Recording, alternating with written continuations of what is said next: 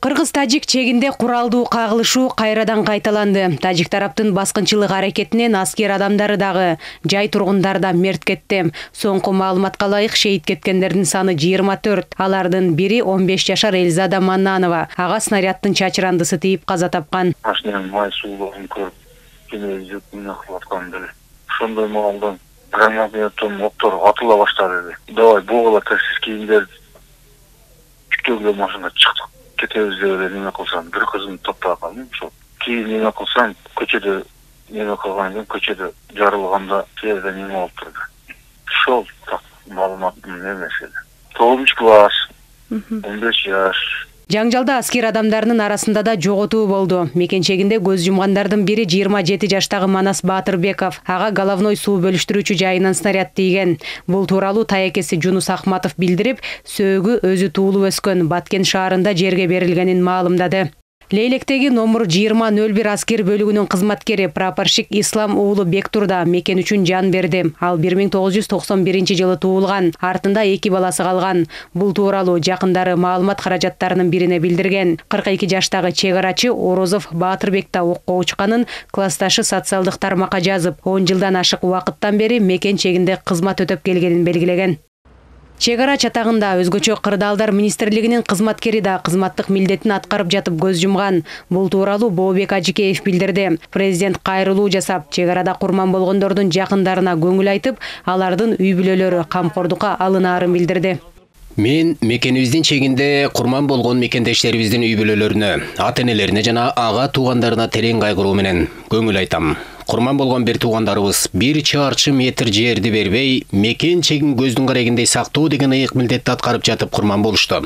Жаткан жерлери жайлуу болсун, жараткан бейишинен орун берсин. Алардын үй бүлөлөрү ар тараптан камкордукка алынаарына сөз берем. Урматтуу агайын туугандар, курман болгон ар бир жараныбыз жалпы кыргызстандыктардын сыймыктуу уул кыздары. Ошондуктан эл журтубузга дагы кайрат айтаар элем. Куралдуу кагылыштарда тилекке каршы кырчындай өмүрлөр кыйылбай койбойт экен. Кечеги окуяларда биздин эр жүрөк чек-арачыларыбыздын жааган октон жалтанбаган эрдигине, душман мизин кайтарган баатырдыгына чоң ыраазычылык билдирем. Манас атабыздын каны айланган ар бир азаматыбыз үстөккө бостого атылып жаткан октон жалтанбай, чек-арадан артка чегинип бербей бекем туруп беришти.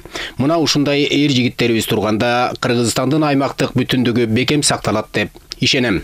Садыр Жапаров улуттук кызыкчылык бекем корголоорун, ата-бабалардан мурас болуп калган жердин 1 чарчы метрде башкаларга берилбей турганын белгиледи. Ал арада муфтият калкты сабырдуулукка, биримдикке чакырууда. Муфтияттын кызматкерлери, аалымдар кеңеши биригип, дуа тилектерди кылып жатканын Замир Кары Ракиев билдирди. Динибизде бирөөгө зулумдук кылуу, кол салып ошо баруу бул арам болуп эсептелинет. Ошо бирөөнүн жерин тартып алам, же болбосо бирөөнүн намысын, бирөөнүн канын төгөм деп кирип баруу бул арам болуп эсептелинет. Бирок ошол айла жок, эмичи кирип келген болсо, эми коргонгонго багы мажбур болот дагы. Адамдар ошо коргонуп атып, өзүнүн жанын, ар намысын, үй бүлөсүн коргоп атып, өлгөн болсо бул шейит даражасында болот деген биздин динибизде ушундай көрсөтмөлөрүбүз бар.